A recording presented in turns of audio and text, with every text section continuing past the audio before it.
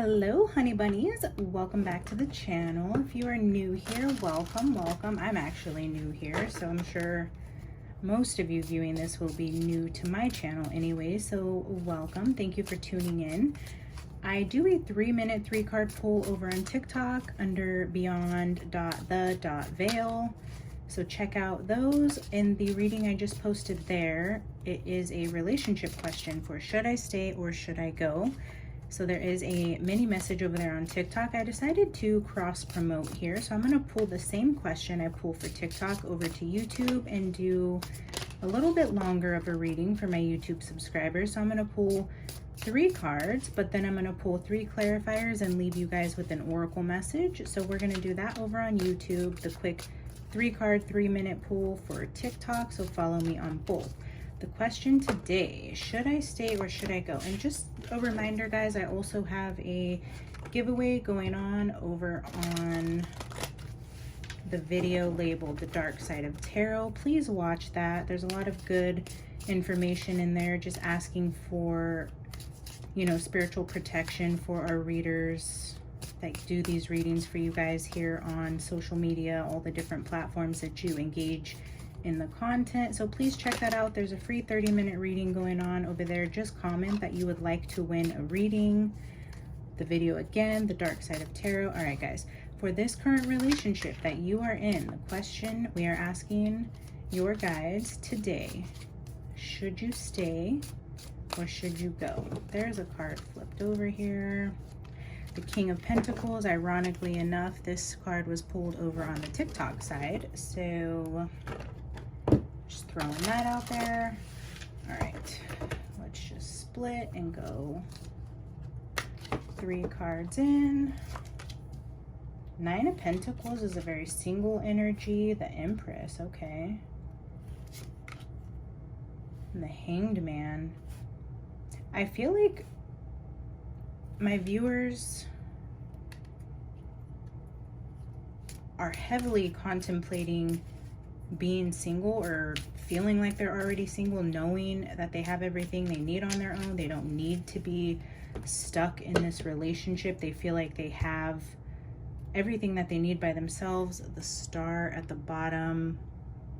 I don't know. I just initially, when I pulled these cards for should I stay or should I go, the 9 of Pentacles is like the mini Empress. She's abundant. She has everything that she needs. She's beautiful. She's self-sufficient. She relies on nobody. And then the Empress, you know, this is, of course, I feel like this is the progression of this is where you were when you were single. You moved into this relationship.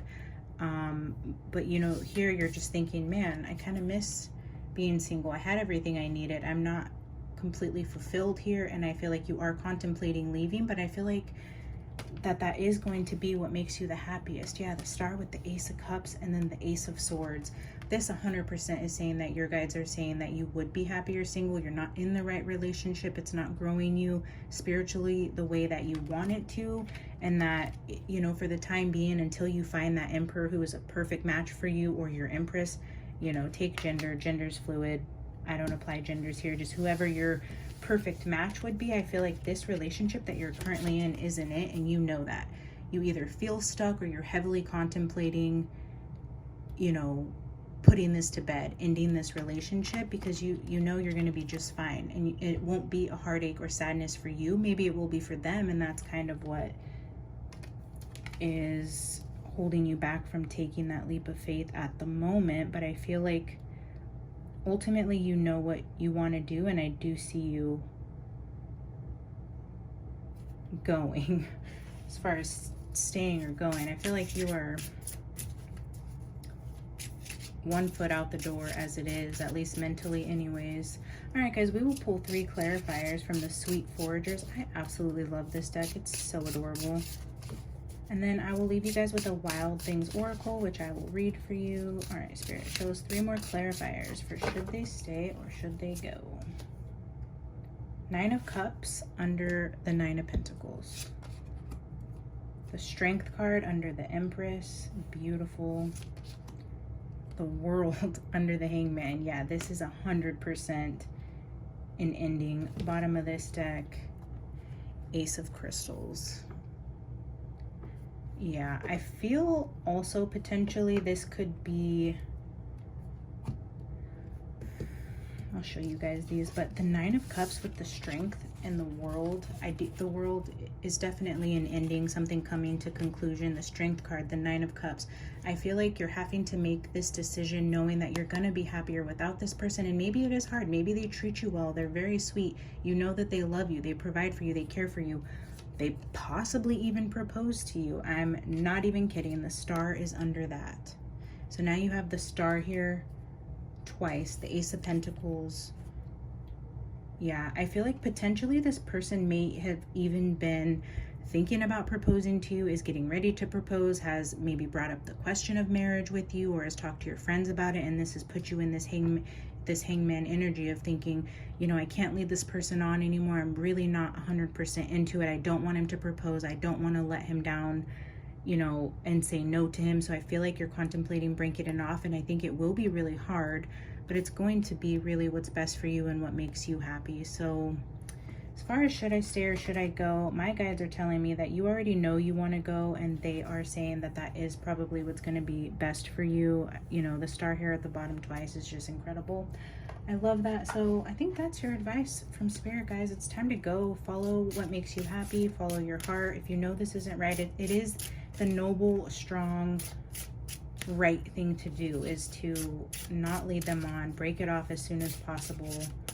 It's like a band-aid, right? It's going to hurt for a second, but it's going to be what's best for both of you. Let's see. Ooh, the Wild Things. Well, here's your do-over flipped out. It's interesting. I'm feeling conflicted on taking this card or pulling a different one.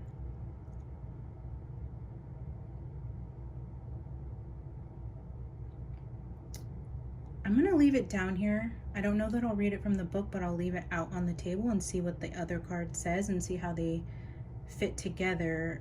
Here's your do-over. I mean, maybe you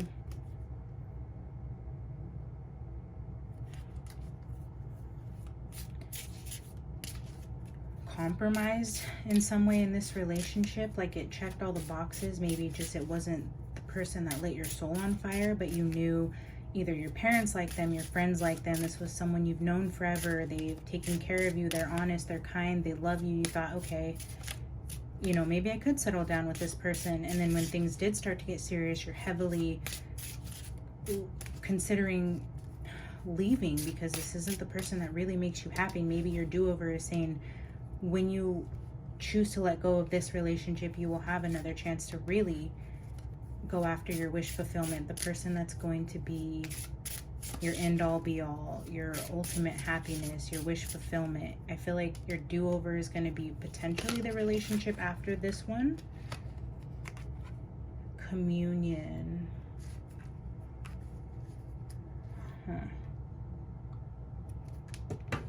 Communion just talks about community and asking for help, doing things with a collective. Here's your do-over.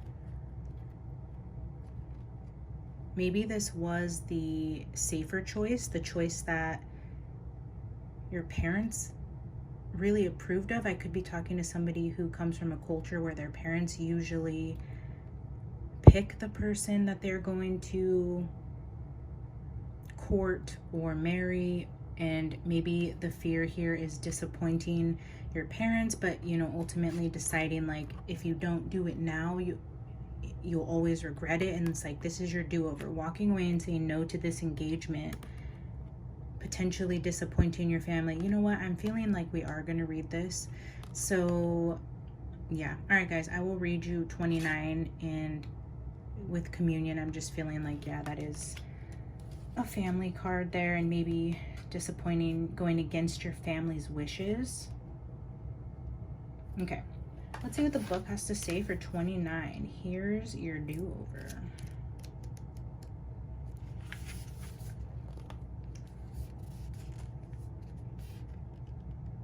Failure is a chimera, part beast, part blessing.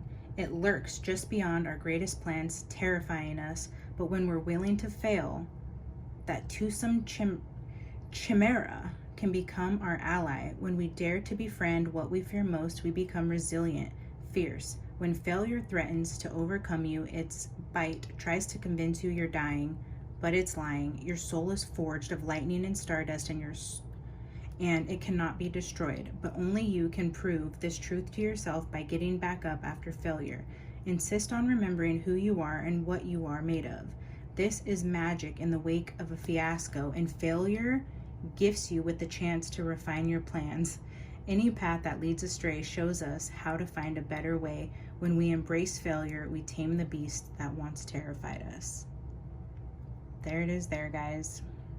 Take that how it resonates, apply that to your situation, see how you can take whatever jumps out to you in that little situation there for what Spirit is speaking to your heart personally. I'm going to try not to interpret the oracle cards because I feel like those are going to hit each of your spirits differently. However it hits your heart, let that apply, let that be the message for you without my interpretation. So apply that as you will. I hope this was helpful, guys. It sounds like you already know what you want to do. My advice to you and what I feel your guides are telling you is to follow your heart. It's going to be tough, but it's going to be okay. You're going to be just fine. All right, guys, I love you so much. Thank you for being here, for tuning in to today's message of should I stay or should I go? If you enjoyed the reading, please like it, hit subscribe, and I will see you in the next one. Bye.